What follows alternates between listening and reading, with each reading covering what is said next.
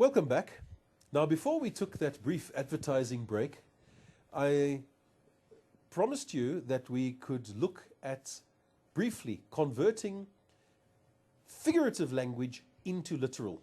Now, we all know what a simile is. It's a direct comparison that contains the word like or as. And I've given you an example here. These books are as tatty as a flea-bitten dog with mange. What is that in literal language? Well, it means simply, these books are very tatty. That's all there is to it. Let's try another one, a metaphor, a direct comparison without the use of like or as. He is a raging bull on the rugby field. What is that literally? He plays rugby aggressively. That's all there is to it. We're converting it from figurative to literal. Let's take a look at the next one. Personification. Giving human qualities to non-human things. There's your example. The clouds looked down on the thirsty earth and began to weep. What does that actually mean? It started to rain. That's all there is to it. Shall we try a few more? I think it's a good idea. Irony. The opposite of what is stated is understood. And there we have, it's absolutely wonderful to be in detention on a Saturday. Whereas the speaker is saying, I hate this. There we are, condensed down to 3 words with the literal meaning. Another one, sarcasm, irony used in a nasty and offensive way. For example, you must be so proud of having failed every one of your subjects. Any teacher says that to any of my children, you'll get a swift kick up his, I can't remember the words. Literally, you are academically weak. That's all there is to it. Hyperbole is a gross exaggeration. And then we've got the example. I think we've been in this exam hall for 20 years already. This exam is going slowly, down to 4 words. Very simple to do if you just practice it. Litotes is the use of a negative and an opposite to understate what is intended. And there I've given you the example. He is not much like Rambo. In other words, Rambo, big, muscular. He is a wimp. Ha ha ha. Next one, euphemism. Often used, and I hate euphemism. I'm starting a campaign on Facebook to have euphemism cancelled and made illegal.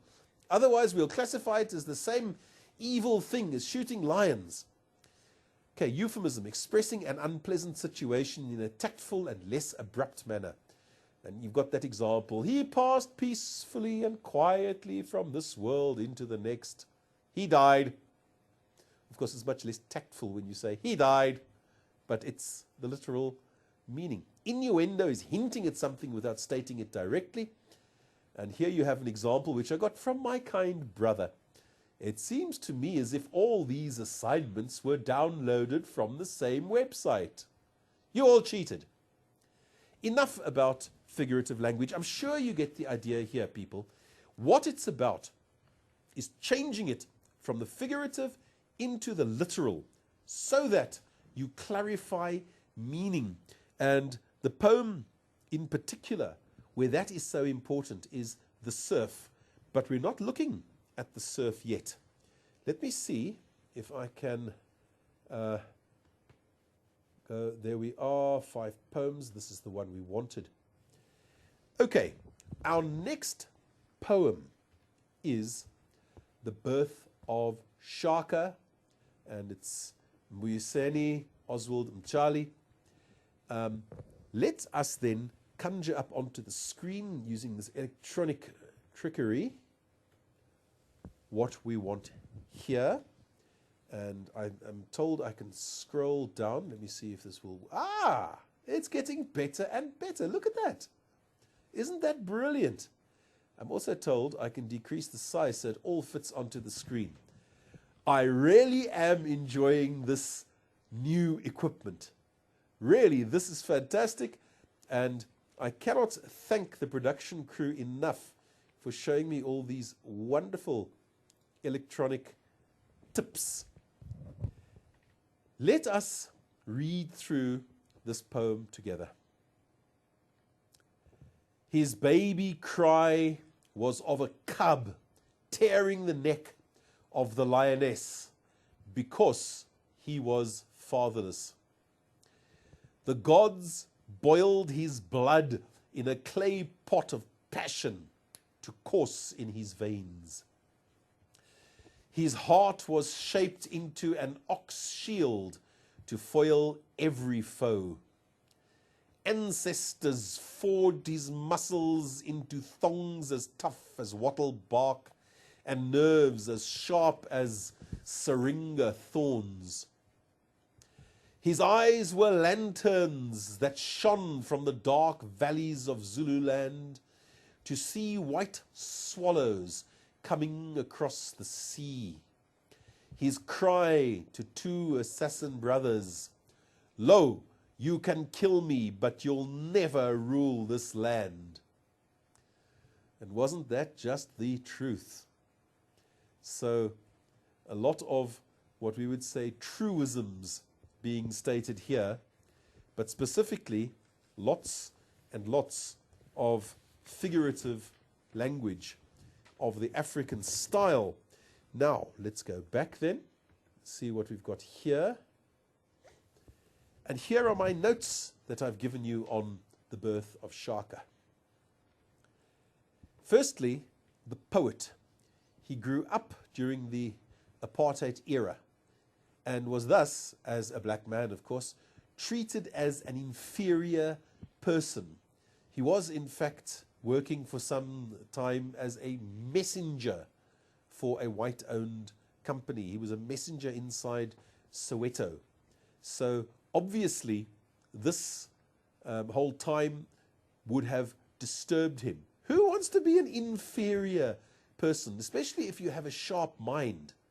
Because today, of course, he's a professor over in the United States.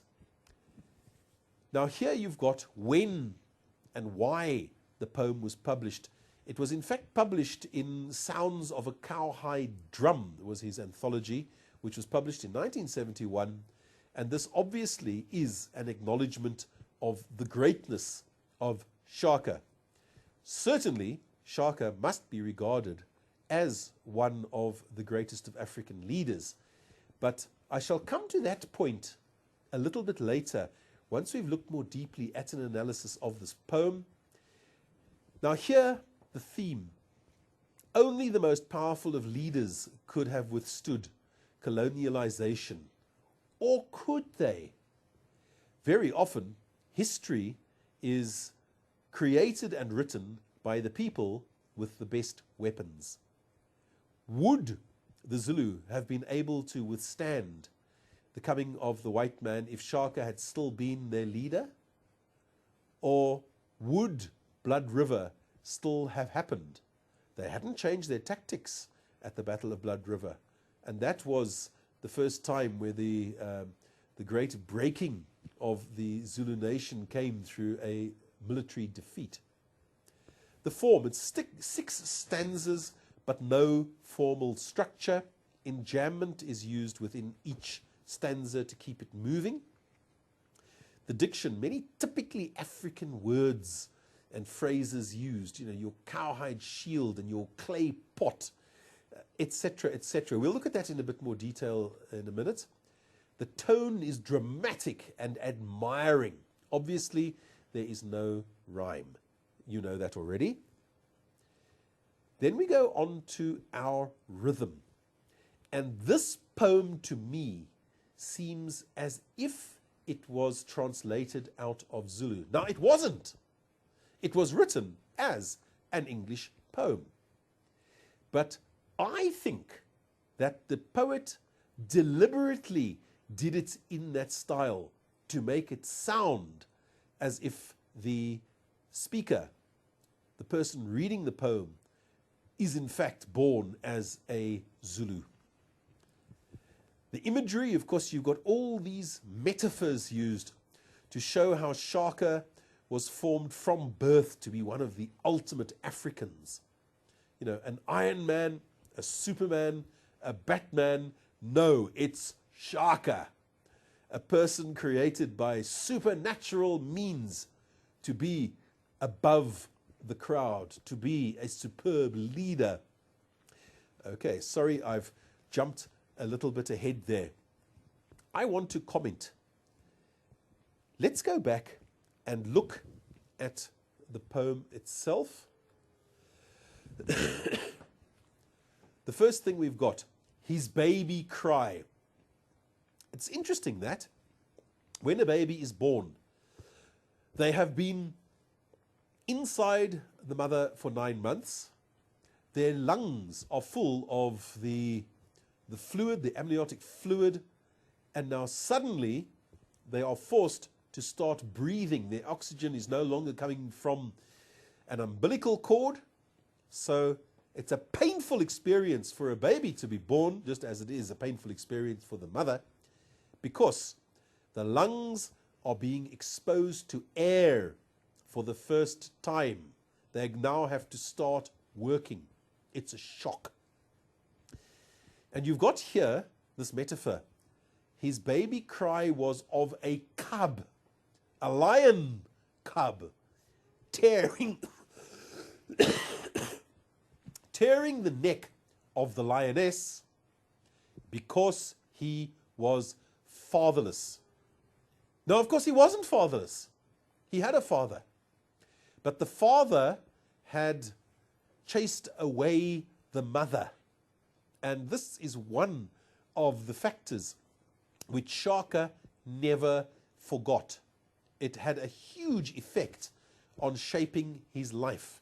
Because he was regarded as of low birth by the rest of the tribe at the time, he made it his mission in life to take over that tribe.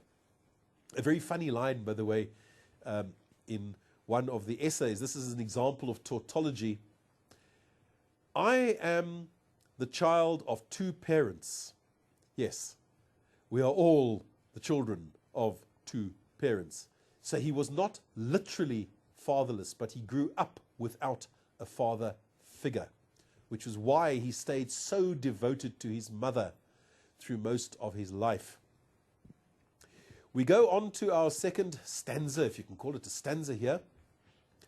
The gods. Now, immediately pause there.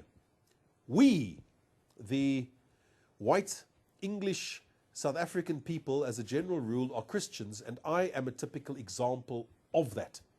I am a sincerely believing Christian, and I am a monotheist. I do not believe in a pantheon or a variety of gods. I believe in the God Yahweh, and of course in his son Yeshua. But here you've got reference to the gods. And it says, they boiled his blood in a clay pot of passion. Passion, enthusiasm, extremism to course in his veins. Well, that's not such a surprise, because my blood courses in my veins also. So there is, well, I shall look at that no further until I comment a bit later. His heart was shaped into an ox shield. A very effective shield, by the way. Uncured or improperly cured leather becomes extremely hard and makes it almost impossible for a spear to pass through it. And when you have made a shield out of layer after layer after layer of salted leather, you've got a shield that is really effective. And of course, those of you who have seen a Zulu shield, it's long. It stretches for about 2 meters from the ground up to above the head. It really is an effective way to protect yourself against the spears of an enemy. And there, his heart was shaped into an ox shield to foil every foe. Well, he never really foiled every foe. There's a little bit of a contradiction here, because he's got his assassin brothers, which you look at there in the 5th stanza. So, no, well, it wasn't every foe, it was most foes. Unfortunately, his brothers did conspire to kill him. Then we carry on. Another part of African culture, ancestors. Ancestors forged his muscles into thongs. All right. Now, thongs are made out of leather. It is essentially string made out of leather. It is extremely tough.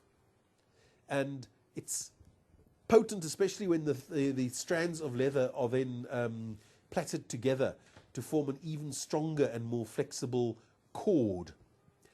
Right, as tough as wattle bark, strings of bark can very often be used. Willow bark is another good example of that, by the way. It makes quite good strings. And nerves, as sharp as syringa thorns. There's a simile, okay, as tough as sharp as, in both cases there, similes being used instead of the normal metaphors. His eyes were lanterns, we're back to the similes now, that shone from the dark valleys of Zululand. Okay, dark valleys of Zululand. We all think immediately of the Valley of 1,000 Hills, an incredibly beautiful and green part of this country of ours. I really do appreciate those sorts of scenes. To see what? White swallows. Now, we have here a metaphor for the sailing ships that the Europeans used in those days. They had, of course, many sails up top on these long masts. And to the first-time observer, they would have to find a way of describing these strange objects coming towards them across the water with what looked like white swallows, the wings of swallows stuck above them, the sails. That was how it was described then. We've got them as coming across the sea, right? And then his cry to two assassin brothers. Assassin brothers. That's an amazing word, that. What is an assassin? It comes originally from an Arabic word. Now, in South Africa, of course, we have a plant called matakwani. The active ingredient of matakwani, in English, that is cannabis sativa, and the active ingredient of cannabis sativa is tetrahydrocannabinol 2,5. That is THC, or also known as the resin. That is the intoxicating component of the substance. And in Arabic countries, they have learned how to extract the resin to make a pure version of the substance, and they call that hashish. And traditionally, the assassins were murderers who would smoke this hashish before they went out to kill people, and they were called the hashishin. In English today, that hashishin has been anglicized into the word assassin. Okay. So his cry to his two assassin brothers who sneaked up behind him and stabbed him with their spears, or gave the order for him to be stabbed. Lo, you can kill me, but you'll never rule this land. And those words were true until very recently. Until, in fact, somewhere around 2008, when we got a different president as a result of our former president, Thabo Mbeki, was ousted by the new president, Jacob Zuma, and for the first time, we had a Zulu-born leader of this country. It had never happened before that a Zulu would lead the whole of South Africa. Yes, they reigned in Zululand and places like that, but not in South Africa. Now let me add a few comments here. Let's talk about great African leaders. Let me not deny that Shaka was a great leader, but I do not by any means regard him as the greatest. Before you stand up and scream at me that I am opposing African leaders, no, I'm not. To my mind, the greatest African leader that we have had here in this country is King Moshoeshoe I of the Basotho. He was a powerful military leader. Nobody can deny that. But he was a cunning political statesman who knew when it was a time to fight and when it was a time to employ diplomacy in order to keep his country unified and stable. That, to me, is the greatest of leaders. The second, of course, I would say Jan Smuts, Jan Christian Smuts. Also a brilliant leader, both on the battlefield. He was a commander leader during the Boer War from 1900 up to 1902. He was led the most effective commando all over the country. And then, of course, he became a Prime Minister of South Africa, the overall leader. And he was appointed a Field Marshal by various European countries during World War I. Then we have number 3, sorry about this, Nelson Mandela, the great Nelson Mandela, who unified this country and brought it onto a stable footing after apartheid was dismantled by F.W. de Klerk. So where does Shaka come in all this? Certainly important, but to my mind, far less important than the various people who had such a great effect on South Africa today. And we look at a few other little things here. Do I like this poem? Well, I must be quite honest. I regard this poem as overdone. The second stanza, I look at this, the gods boiled his blood in a clay pot of passion. Isn't that a bit extravagant? Isn't that a bit extreme? It's certainly a metaphor. It certainly gives you some idea of what they did to his blood. But I keep getting this phrase popping into my mind that, the gods boiled his brains in blood. It just, to me, seems overdone.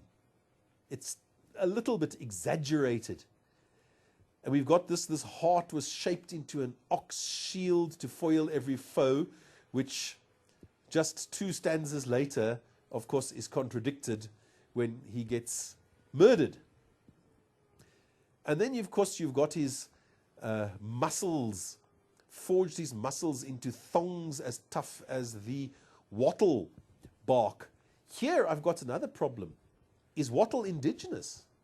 I thought wattle came from Australia. Is this an appropriate simile to use in a really very African poem? As sharp as syringa thorns. Not too sure about that. Is that also an indigenous tree? I hope so, but I don't think so. You see the problem that I have with this. Okay, and then of course you've got the eyes shining from those beautiful dark valleys of Zululand, and what do they see?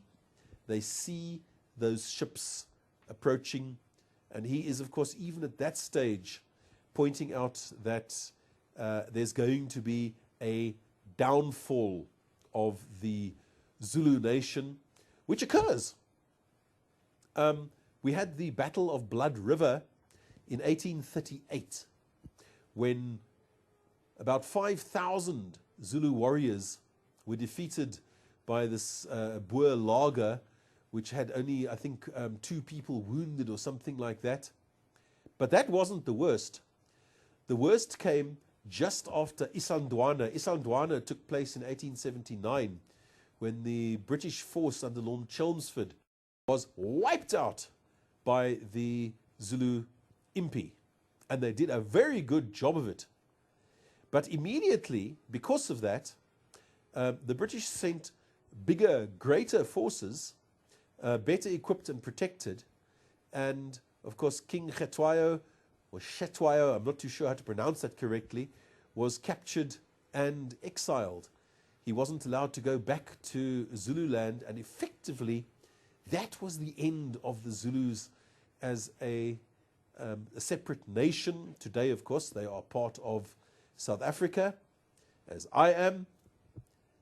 But I look at this and I say, how accurate is it? My last comment there on colonialism. If some of you have perhaps read Things Fall Apart by Chinua Achebe, I regard that book as the greatest item of African literature. There are none better than that, because it describes the conflict between the white man and the coming of the white man with his Christianity and new ways, and the old established order. And it's so relevant to this poem. If you have not yet read that book, I would encourage you to do so. We have always studied it in grade 11. But it points out that this was inevitable because the white man had machine guns.